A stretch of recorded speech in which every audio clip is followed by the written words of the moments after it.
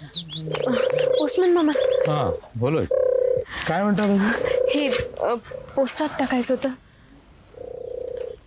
ठीक आहे टाकतो.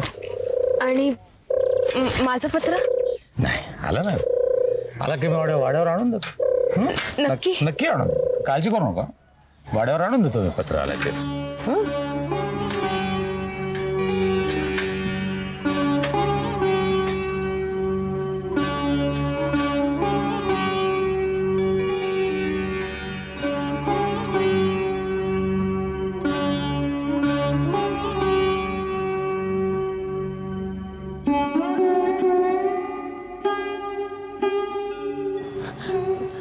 पोस्टमन दादा,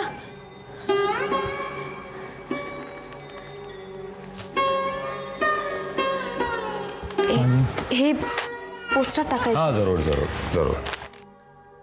माझं पत्र नाही आलं नाही आज, नाही काय तुमचं काहीच नाही आज. कधी येईल? मी कसं काय सांगणार ते, आलं की नक्की आणून देतो.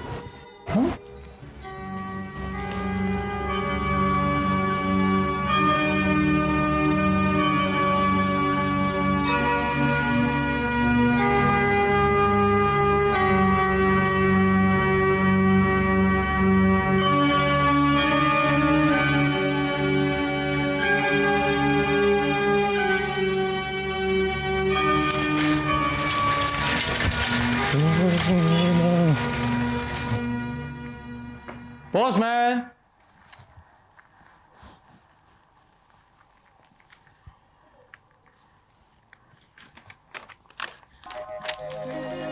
तार आली बेटा तुझी, तार आली. हां इथं इथं ह्याच्यावरती सही करायची. हां इथे.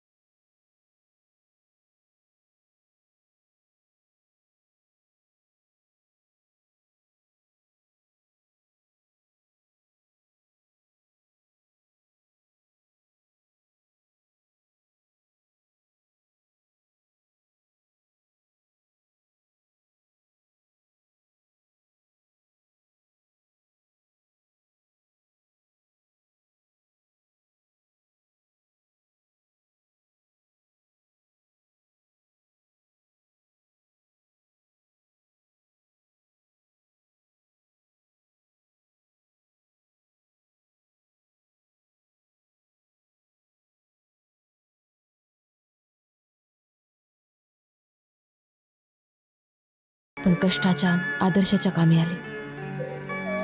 जाणारे परत येत नाहीत हेच खरं.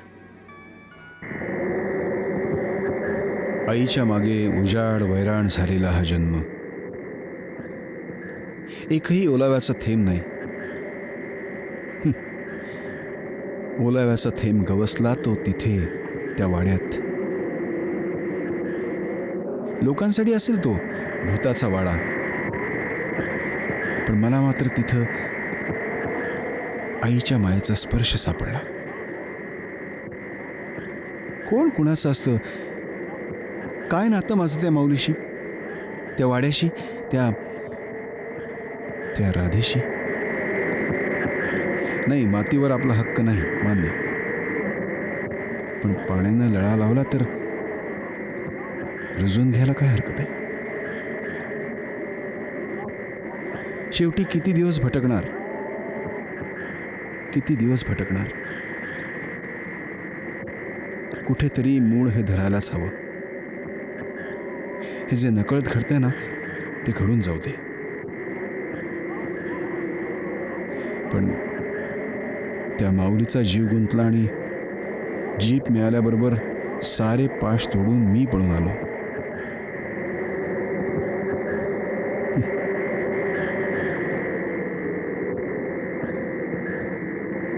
शी.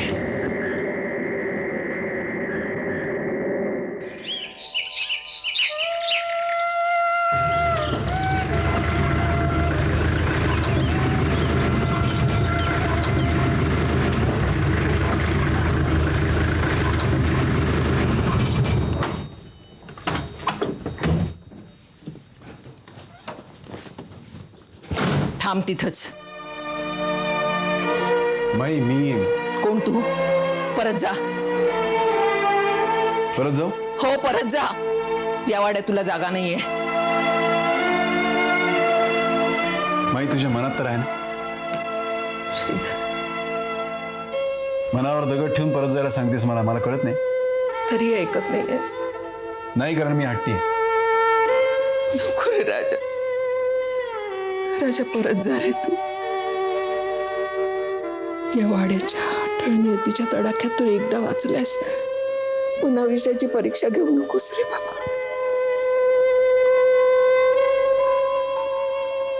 माई, जिथं तू आहेस ना, तिथं विष असूच शकत नाही.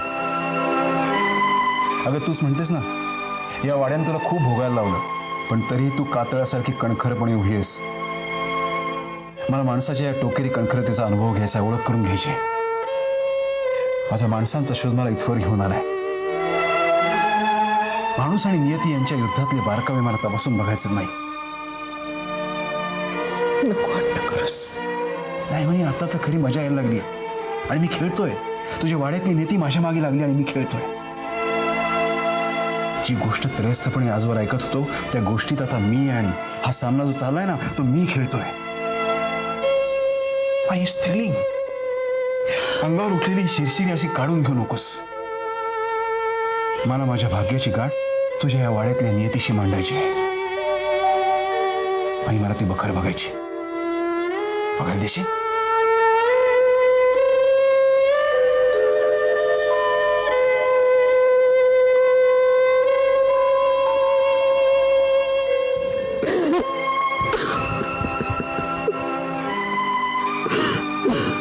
रडून घे, खूप रडून घे. जन्माचे अश्रू घातले तुझ्या डोळ्यात. रडून घे. जन्माची जागी आहेस तू. हे सगळं खारं पाणी वाहून जाऊ दे, म्हणजे मग त्या डोळ्यात थोडीशी जागा होईल झोपेसाठी.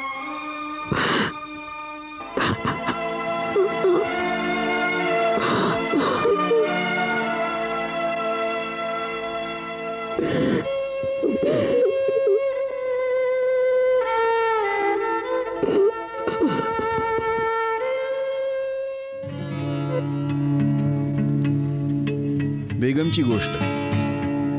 काही संदर्भ गुंत्यात धाग्याचं टोक हरवावं तसे हरवून जातात. बेगमचा शेवट सापडत नाहीये. निष्ठावंतांच्या तलवारी तिच्या नाजूक मानेवरून कोरल्या. मग ती सोपानदेव नायकांच्या आयुष्यात कुठून आली? ती खरंच तशी आली का तिचा आत्मा भटकत होता? कारण सोपानदेव महाराज थोरल्या नायकांचे नातू, म्हणजे बेगम किमान 50ची असेल तेव्हा.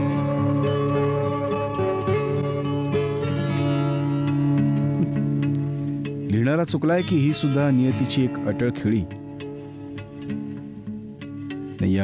या गुढात शिरायचंय. काय असेल ही बेगम?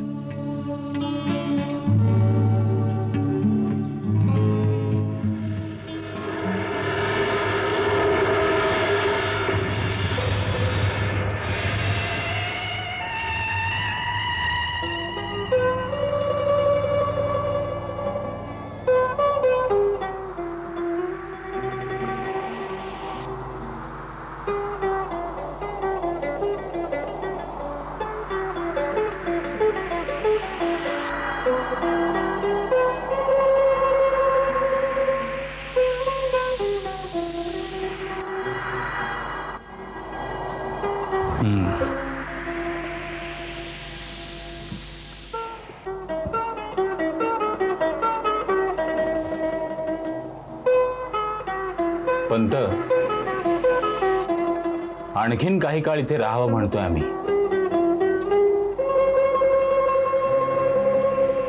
या कलाकृती भुलवतात आम्हाला. तेव्हाचे ते शिल्पकार या कलाकृती अर्धवट टाकून का गेले तेच कळत नाही. त्याचा शोध लावायचा आम्हाला. तत्कालीन संदर्भ घेऊन आत्ताच्या कलाकारांकडून या कलाकृती पूर्ण करून घेण्याचा मानस आहे आमचा. आवाज जैसे हवाओं की होती है, थरथराहट जैसे पत्तों की होती है, कपकपी जैसे होठों की होती है, ओझल जो आंखों से होती है, मंजर जो है भी और नहीं भी,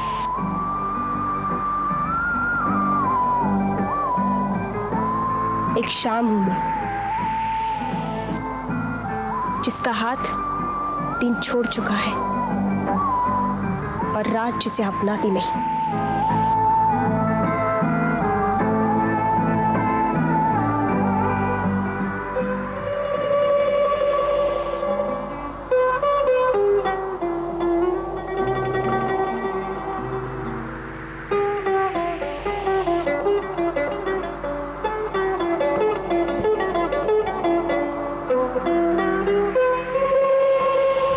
देर लगा दी. मला क्षमा कर. कोई बात नहीं, अब तो इंतजार ही मेरी किस्मत है.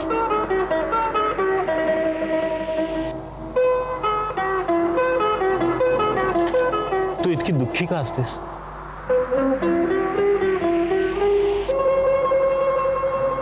क्षमा जलकर बुझ चुकी है. अब उसे न कोई गम है और नहीं रंज. तू माझ्यासोबत चल. कहाँ लेके जाएंगे? इस जगह जब सिर्फ हम और आप हो, इससे हसीन जन्नत और कौन सी होगी? इससे हसीन पल और कौन से होंगे? ये हसीन पल यही जीने दो. दुनिया की नजर क्यों लगानी? जाहिर करने से हासिल क्या? ये ख्वाब है. ख्वाब दोहराए नहीं जाते. टूटी शाखों को फल नहीं आते.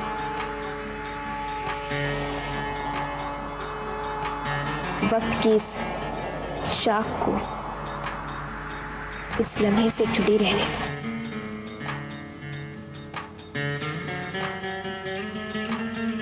चलती हूँ. कोई आ रहा है.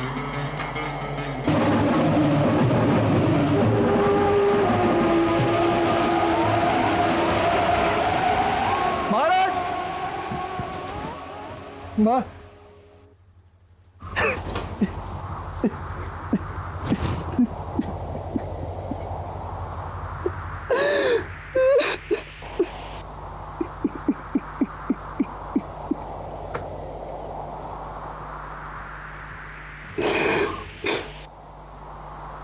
महाराज,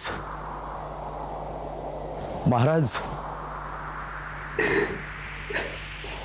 महाराणी साहेब गेल्या.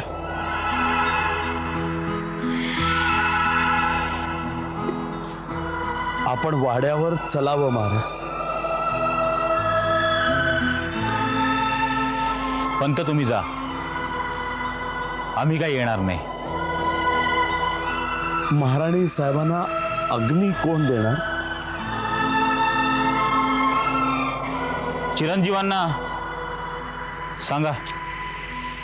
सौभाग्य असताना मग ठीक आहे, त्यांचं कलेवर इकडे मागवून घ्या. सोपानदेव महाराजांसारखा सेन्सिबल माणूस या अशा प्रकरणाला बळी पडावा हे खरंच खरंच या वाड्याचं दुर्दैव. मुळात त्यांच्यासारखा संवेदनशील धनी होणं हे सुदैव होतं आणि या संवेदनशीलतेनंच त्यांना या प्रेम कहाणीत ओढलं.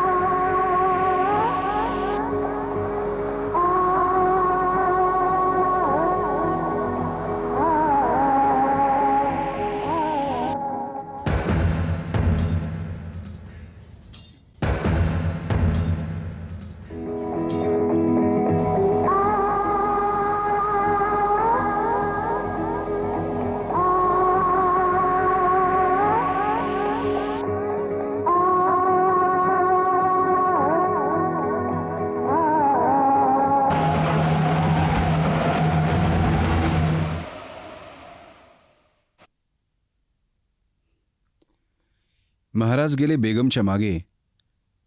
ते पुन्हा कुणाला कधीच दिसले नाहीत, कधीच नाहीत.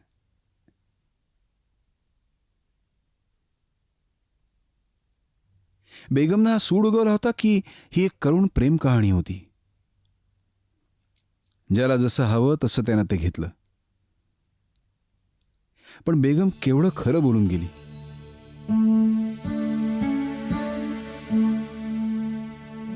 काळ सुकलेल्या वाळूसारखा असतो, मुठीत धरून ठेवता येत नाही, निसटून जातो.